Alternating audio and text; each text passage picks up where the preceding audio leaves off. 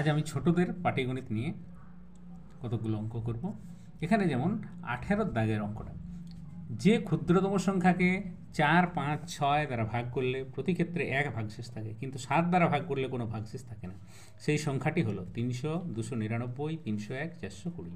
তাহলে এখানে আমরা 4, 5, 6 এর কী করবো? লসাগু করব। তাহলে 4, 5, 6 এর লসাগু হয় আমার 60। 2 দিয়ে 2 2 4, 5, 3 2 6, তাহলে 3 5 15, 15 2 30, 30 2 60, তাহলে লসাগু হয়ে গেল আমার 60। তাহলে আমরা কী করবো? 60 গুণিত 5 যুক্ত 1, তাহলে 5 6 30, 300 যুক্ত 1 সমান হয়ে গেল 301।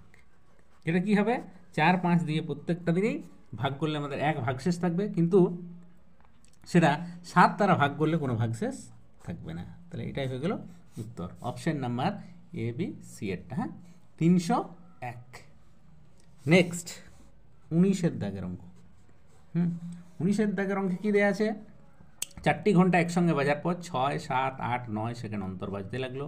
তাহলে 1.54 ঘন্টা এরা একসঙ্গে কতবার বাজবে? তাহলে এখানেও আমরা 6, 7, 8, 9 এটা লসাগু করব। প্রথমে 2 দ্বারা, 3 2 6, 7, 4 2 8, 9 থাকলো।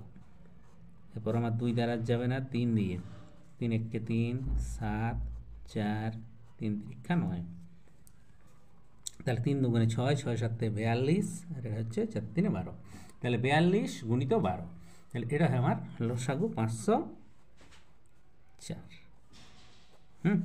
এলসিএম ও লসাগু হয়ে গেল আমার 504। তাহলে আমার কি বলা আছে? 1.54 ঘন্টা এর একসঙ্গে কতবার বাজবে? তাহলে 1.54 গুণিত 60 দিয়ে গুণ করলাম মিনিট, মিনিটকে আবার 60 দিয়ে গুণ করলাম সেকেন্ড, ভাজিত আমার হয়ে যাবে 504 প্লাস 1।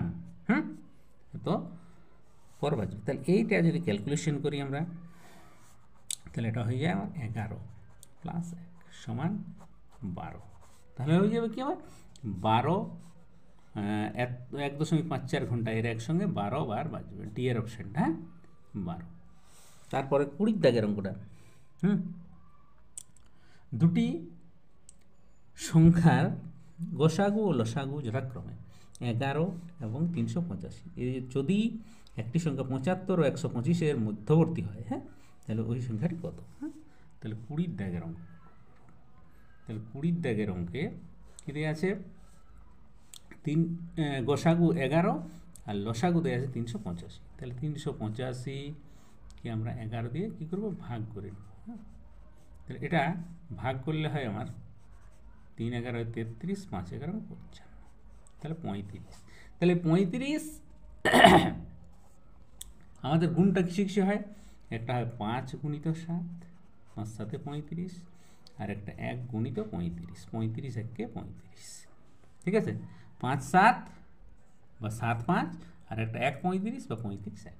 এরপর আমার কী ছিল? 11 দিয়ে, এখানে ছিল 11, গসাগু 11, তাহলে 11 গুণিত একটা 5 হবে,